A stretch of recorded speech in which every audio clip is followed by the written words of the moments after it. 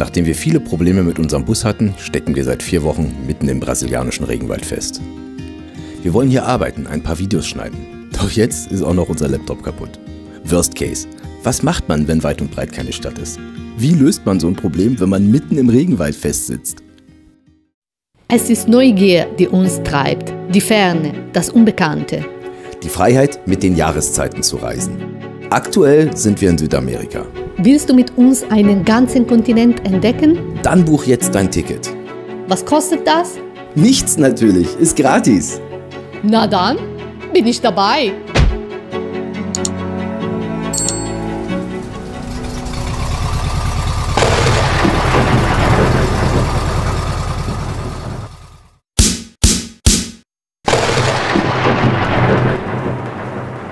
Wir sind mitten im Atlantik-Regenwald.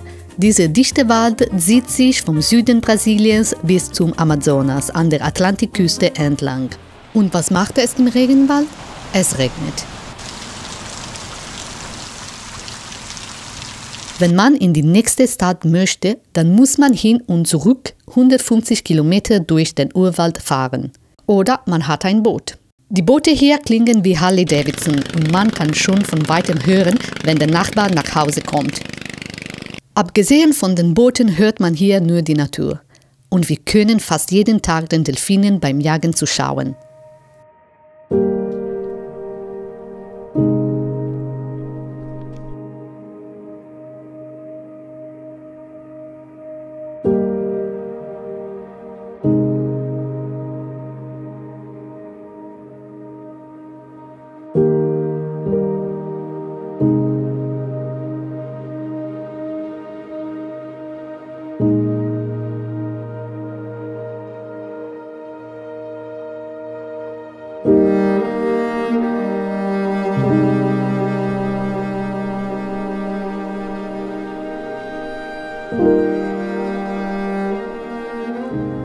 Auch unser Nachbar Marcelo hat sich ein Boot gebaut und heute tragen wir es gemeinsam zum ersten Mal ins Wasser.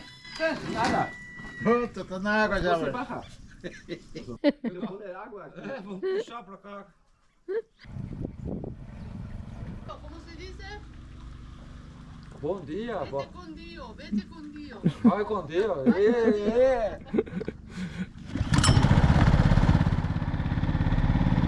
Ja, voll cool. Ich bin mit Marcelo unterwegs. Marcelo ist unser Nachbar, mit dem wir hier zusammen wohnen. Und der hat sich ja in den letzten Tagen ein Boot gebaut. Und wenn man in Guaraquexaba wohnt oder überhaupt im brasilianischen Regenwald, dann braucht man ein Boot. Weil mit dem Auto ist es ja nur wirklich echt eine Tortur. Und egal wie klein das Boot ist, egal wie es gebaut ist, Hauptsache es fährt. Und sein Boot ist nur richtig ultra cool. Und ja, was wollen wir mehr? Heute ist Sonntag. Schöner Tag, schön warm. Also raus mit dem Boot.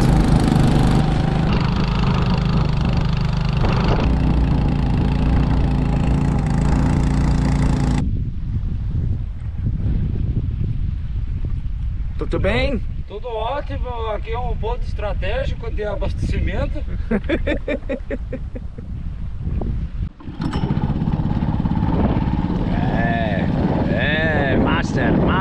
Master. Impressionante. Das ist jetzt Guaraquexaba vom Wasser aus gesehen. Und die Stadt ist ja wirklich hier hinten nur eine Häuserreihe und vorne so ein bisschen mehr. Ja, und wenn man hier kein Boot hat, dann ist man halt aufgeschmissen. Dann ist das Leben langweilig. Hier vorne ist jetzt der Hafen.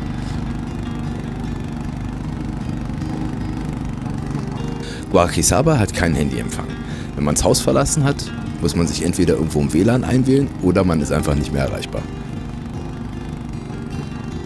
Es gibt alle möglichen Arten von Booten, also wir nennen die immer noch Canoa, aber die haben jetzt natürlich schon einen Motor und ab und zu sieht man mal noch so richtige Einbäume, also richtig so aus einem Stück Holz und der Rest sind so aus Fiberglas, aber dann mit einem Dieselmotor drin, also einem Automotor und die Dinger, die gehen mal auf Vollgas, ja, so unglaublich. Die ganze Familie dann halt drin in so einem Teil, dann geht's los.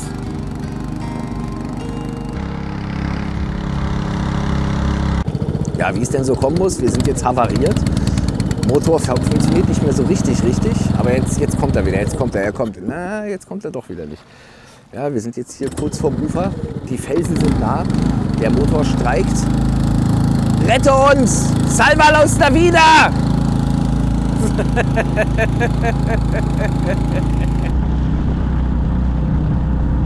Sem barco não pode viver aqui, oder? Ou não? Não, não. Sem barco não tem como morar aqui. Precisa do barco. Tem que for para ir na vila ali. Quanto pagaste para o barco? Eu comprei o barco usado aqui, R$400. R$400. E depois trabalhaste muito daí? para renová-lo? Sim, mão de obra e resina, mais uns R$150. Auf jeden Fall super cool und mega geil. Wenn wir jetzt einkaufen wollen und es regnet, nehmen wir Marcelo und fahren mit ihm zum Supermarkt. Gracias, obrigado. Graças, obrigado. Ja, und jedes Haus hat seinen eigenen Bootsanleger. Das heißt, man fährt einfach nach Hause, steigt aus und ist zu Hause. Echt geil. Die Sicht hier ist einzigartig. Also so morgens aufzuwachen ist fantastisch. Aber wir haben jetzt das vor. Wir gehen jetzt mal zum Auto. Weil da ist ja immer noch, steht ja immer noch im Raum, was ist das Problem? Warum fliegt uns der erste Gang los auf?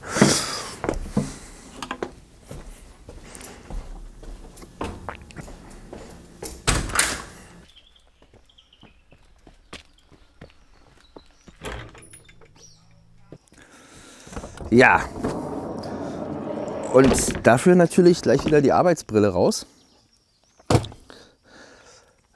Und erstmal zur Thematik. Also wir haben ja das Problem, es bleibt ja immer das gleiche Problem, wir fahren im Schubbetrieb den Berg runter. Und wenn wir im Schubbetrieb den Berg runterfahren, dann fliegt uns der erste Gang raus, richtig mit so einem lauten Dang. So, jetzt haben wir ja das schon thematisiert im Video. Wir haben von euch unglaublich viele Zuschriften bekommen und wir können die Zuschriften mal so in 2 Gruppen kategorieren. Die eine Gruppe sagt Synchronring am ersten Gang. Das heißt also, wir haben irgendwas intern am Getriebe, ist abgenutzt, verschlissen, wie auch immer. Und dadurch fliegt der erste Gang raus. Das ist die Erklärung, die die eine Gruppe sagt. Die andere Gruppe sagt, und ich tendiere auch zur anderen Gruppe, die sagt, dass das Schaltgestänge ist. Das heißt, wir haben ja bei dem T3 so ein wahnsinnig langes Schaltgestänge von vorne nach hinten zum Getriebe. Und da ist irgendwas entweder falsch montiert, eine Schraube falsch rum drin, eine Schraube zu locker, irgendetwas eben am Schaltgestänge und dadurch geht der erste Gang gar nicht erst richtig rein und deshalb fliegt der raus. Also so ist so unsere Theorie. Von der T3 Synchro Schrauberecke habe ich den Tipp bekommen, folgendermaßen zu machen und ich halte die Idee für ganz sinnvoll. Das heißt, wir fahren das Auto irgendwie auf den Hügel, so dass wir dann nur noch geradeaus fahren müssen und es dann bergab geht. Und oben auf dem Hügel schrauben wir das Schaltgestänge ab. Das heißt, wir legen den ersten Gang ein, wir schrauben das Schaltgestänge ab und dann ist es ja nicht mehr verbunden, das Schaltgestänge, und dann fahren wir diesen Hügel runter. Im Schubbetrieb. Fliegt der Gang jetzt immer noch raus, dann ist es definitiv in dem Getriebe. Fliegt der Gang jetzt nicht mehr raus, dann ist es definitiv außerhalb vom Getriebe. Und so können wir den Fehler einkreisen, damit wir, bevor wir irgendwie Werkzeug kaufen oder in irgendeiner Art und Weise wieder zur Werkstatt gehen, schon mal definitiv wissen, was der Fehler ist. So, das machen wir jetzt. Wir drehen das Auto um, schrauben das Schaltgestänge ab und dann rollen wir den Berg da runter.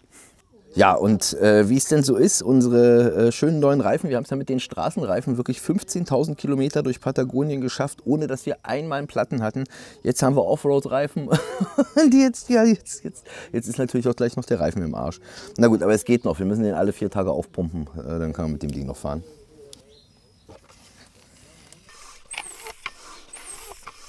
Mach mal den ersten Gang noch mal rein und ich glaube, das ist außerhalb, also ich kann den hier einfach rausdrücken, den Gang. Das sieht so aus, als ob der nicht richtig reinrutscht. Mach mal nochmal den Gang rein, bitte.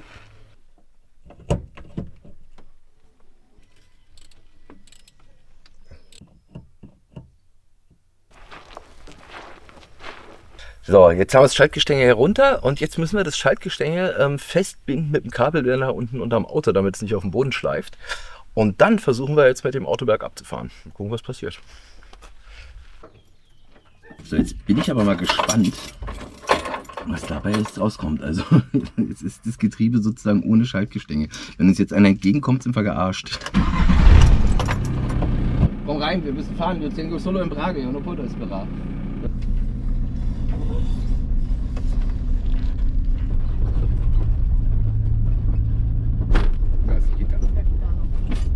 Also der Gang fliegt immer noch raus, das heißt, es ist im Getriebe. Das hat mit Gestänge nichts zu tun. ¿Ya está indo? ¿Ya está subiendo? ¿Está indo embora? No. Ah, está. Problemas con la caja de cambio. Tengo un problema de caja de cambio.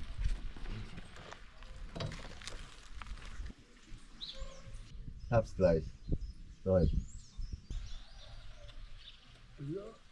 Ja, was soll man sagen? Jetzt wissen wir wenigstens, was der Fehler ist. Also Gestänge ist es nicht, es ist halt intern und für uns halt ziemlich blöd, weil das bedeutet jetzt zum dritten Mal dieses Getriebe runter, zum dritten Mal alles auseinanderbauen.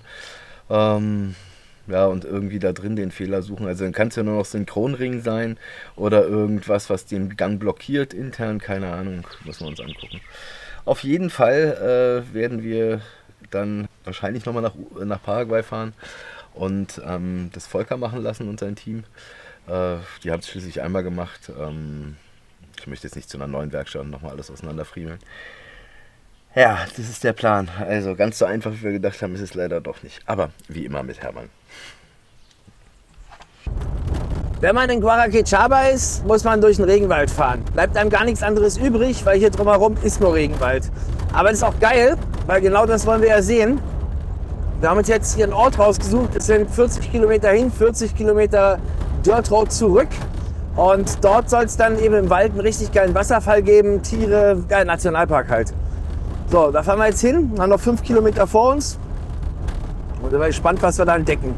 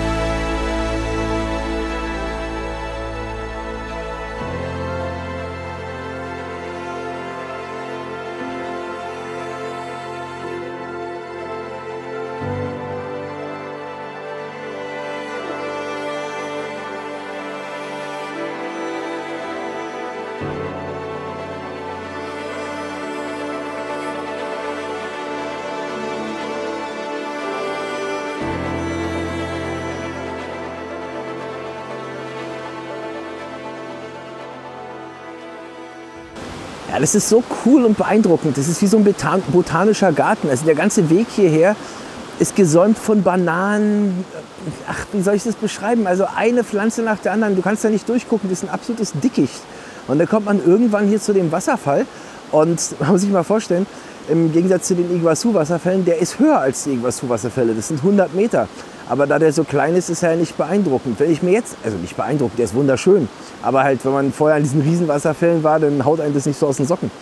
Wenn ich mir jetzt vorstelle, dieser Riesenwasserfall Angels Falls in Venezuela, das Ding ist 900 Meter hoch. Das ist einfach mal 9-mal höher als das. Und das ist schon echt krass hoch. Naja, unglaublich. Total schön.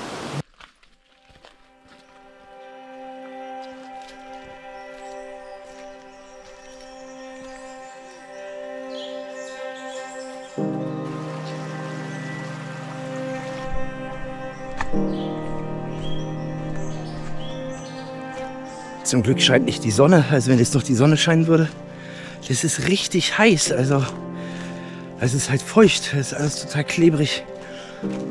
Boah. Und jetzt sind es noch 3 Kilometer hier durchs Dickicht. Also das zehrt schon richtig an Kräften. Also ich hätte gar nicht gedacht, dass mich das so umhaut.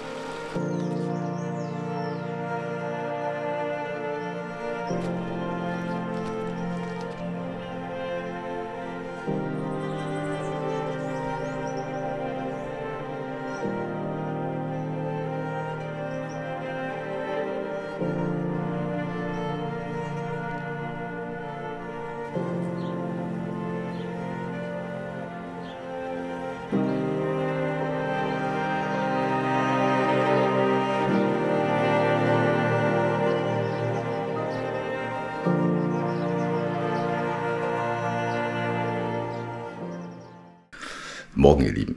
Heute stehen wir früh auf, weil wir in die nächste Stadt fahren. Und ich will gerade meinen Schuh anziehen und ich zeige euch jetzt mal, warum man im Urwald seine Schuhe eigentlich nicht draußen stehen lassen sollte. Also meine standen drin und es ist trotzdem passiert. Also mal könnt ihr das schon sehen.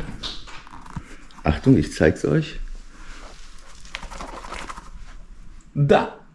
Das lebt in meinem Schuh.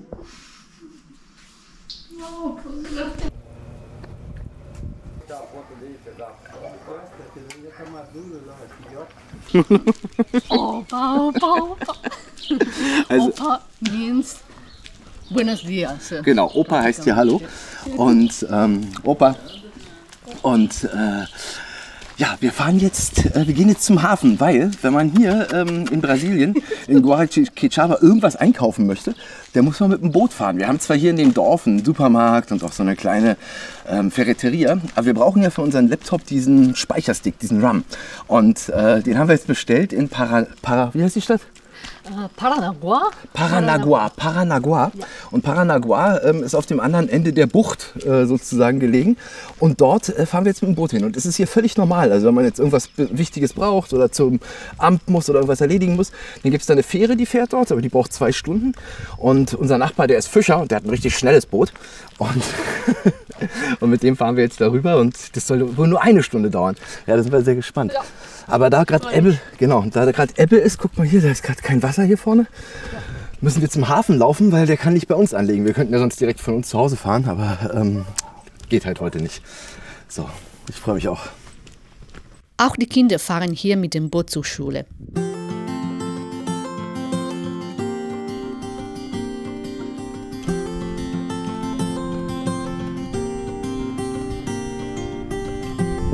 Kein Boot da.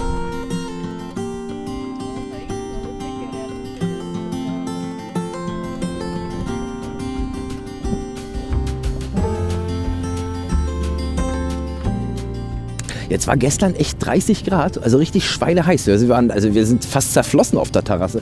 Und heute, wo wir mit dem Boot fahren, also es war ja noch gerade eben okay, jetzt kommt der Wind in einer Sekunde, musst du dich wieder anziehen. Also es ist echt ein krasses Klima hier.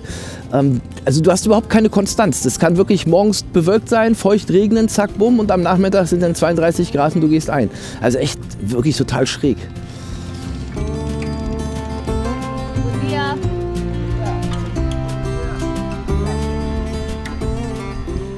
Das ist das typische Kanoa hier, das Harley-Davidson-Boot.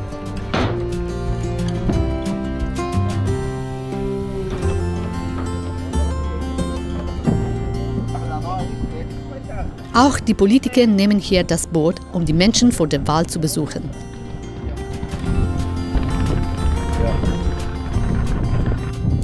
So, guck mal da. Da kommt's. Wir haben extra was Schnelles.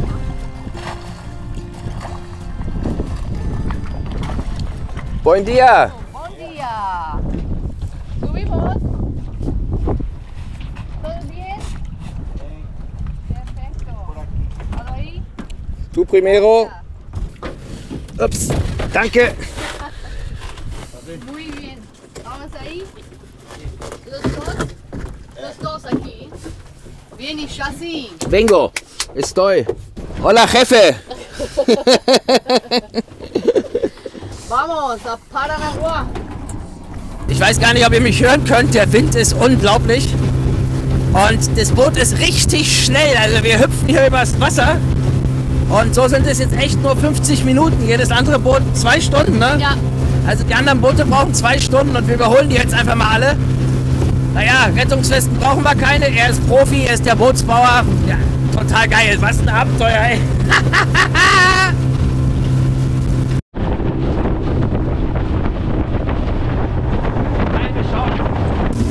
Krasser Wind. Auf jeden Fall sieht man am Horizont langsam die Stadt. Ist nicht mehr weit, vielleicht noch 20 Minuten, dann sind wir da. Was eine Überfahrt. Also echt total krass, das Boot ist voll schnell. Die Wellen, die knallen so gegen das Boot, dass man die ganze Zeit den Rücken anspannen muss, damit es nicht irgendwie einen völlig zerreißt. Also das ist echt richtig krass. Na gut, aber dafür doppelt so schnell.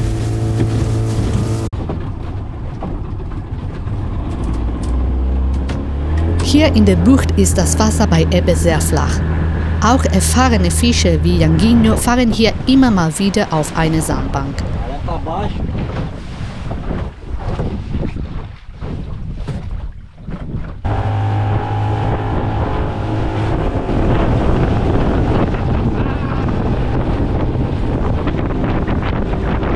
Ab und zu gibt es sogar nur Kanäle, auf denen man bei Ebbe fahren kann. Links und rechts von uns ist Schlamm. Der knallrote Vogel am Himmel existiert nur hier. Später hat Yanguinho noch eine Überraschung für uns. An den Schiffen vorbei nähern wir uns der Stadt Paranaguá. Der Hafen ist einer der größten in Brasilien. Hier werden Autos, Dünger, Öl, Soja und Zucker verladen. Der Hafen versorgt den gesamten Süden Brasiliens.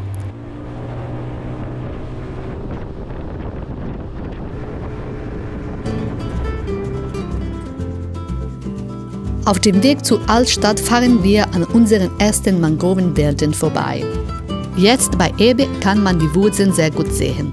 Die Mangroven reichen bis an die Stadt.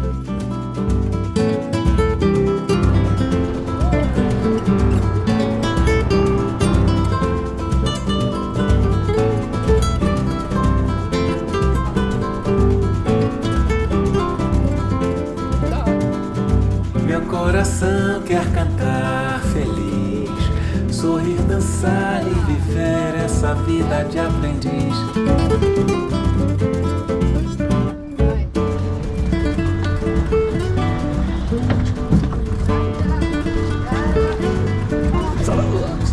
Obrigado.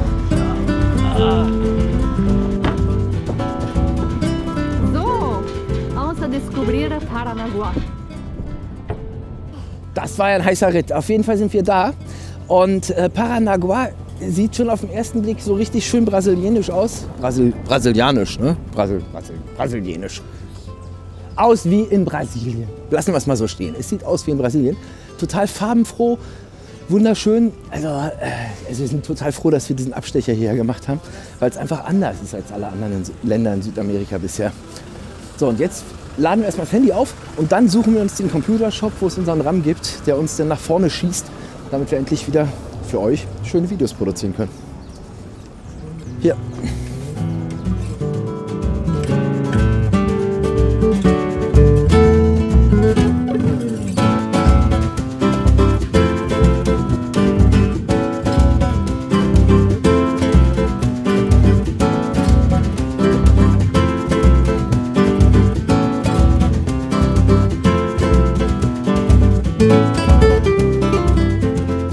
So, Laden gefunden. Jetzt haben wir wirklich vor einer Woche das Teil bestellt. Jetzt sind wir mit dem Boot hierher gefahren. Und hier soll jetzt unser Arbeitsspeicher liegen. Ich glaube, wir sind richtig. Hola, señor. Soy el alemán con el RAM. Querem também a ordem de serviço? Perfekto.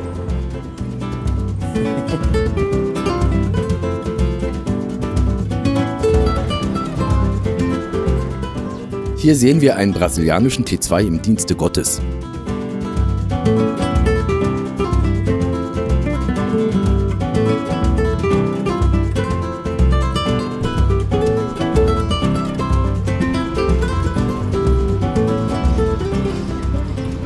So, jetzt haben wir fast alles gekriegt. War echt ein super Tag. Unser Boot wartet schon auf uns. Jetzt geht's ab aufs Boot. Und dann geht's wieder zurück. Mali will mal warten im Haus und zum Glück war heute nicht so heiß. Also gestern war ja nur wirklich viel wärmer. Gestern waren über 30 Grad, heute haben wir nur 22 und ist schon heiß. So, und jetzt ab nach Hause per Rallye. Und ich glaube, jetzt können wir auch schneller fahren, weil jetzt ist Hochwasser. Das heißt, wir müssen nicht so aufpassen mit diesen Stellen, wo es so flach ist.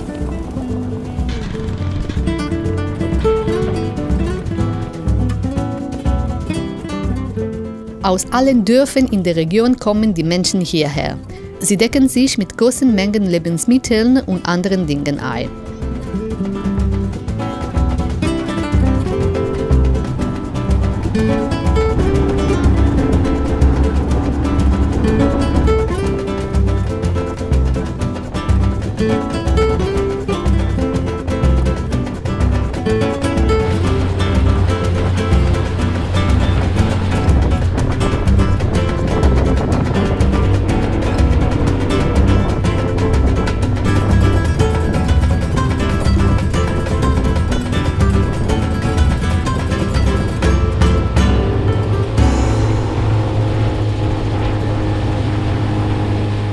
Auf dem Rückweg nimmt Gianghino einen anderen Weg.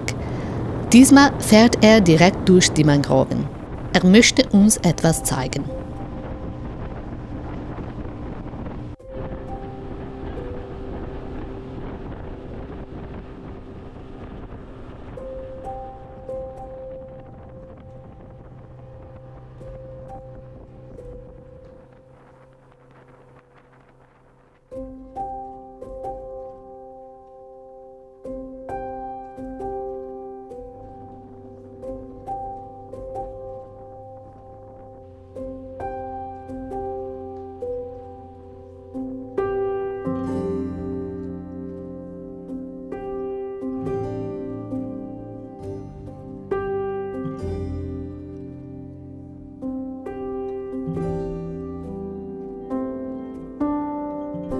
Dann sehen wir sie direkt vor uns. Diese Vögel heißen Guará und sind endemisch. Das heißt, sie kommen nur in diesem Teil des Atlantik-Regenwaldes vor. Ihre Farbe ist eine Mischung aus Flamingo und Ara, aber sie gehören zur Familie der Pelikane. Niemals im Leben haben wir einen so schönen Vogel gesehen. Sie sind sehr scheu und wir müssen den Motor abstellen und uns langsam nähern.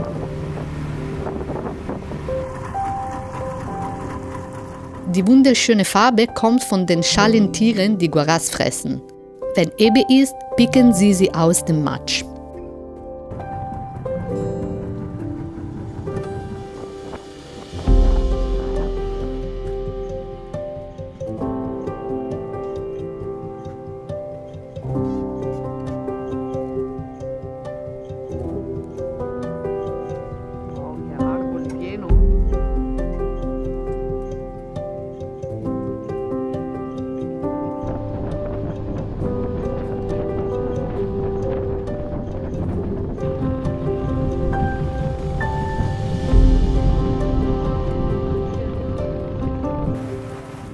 Kaum sind wir zu Hause angekommen, fängt es wieder an, wie aus Eimern zu regnen. Wir hatten echt Glück.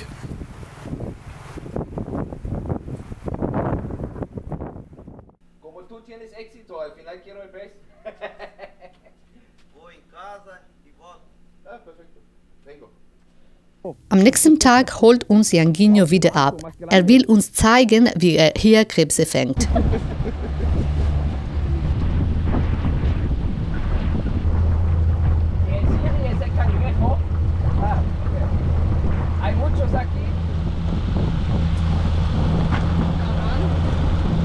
A gente vai pescar, né, assim,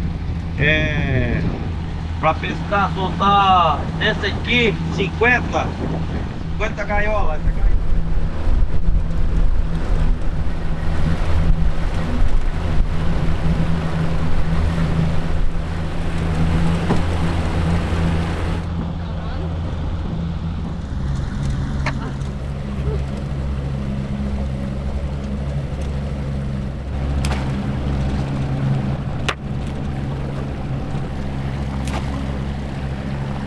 Siriguaçu, Stella. A gente pega, é maior, aí tem bastante carne.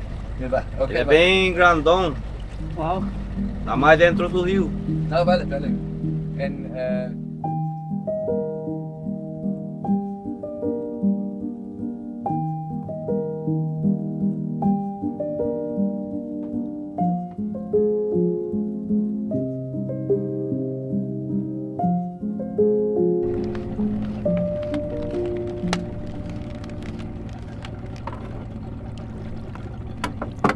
Das Meer ist sehr reich an Leben. Die Fallen waren nur 15 Minuten im Wasser und wir haben schon ein paar Krebse. Normalerweise bleiben sie über 24 Stunden im Meer. A ver dónde lo tomaste, su pata. Bien. Y ha hecho un verso strano. Ha hecho como eso. Good.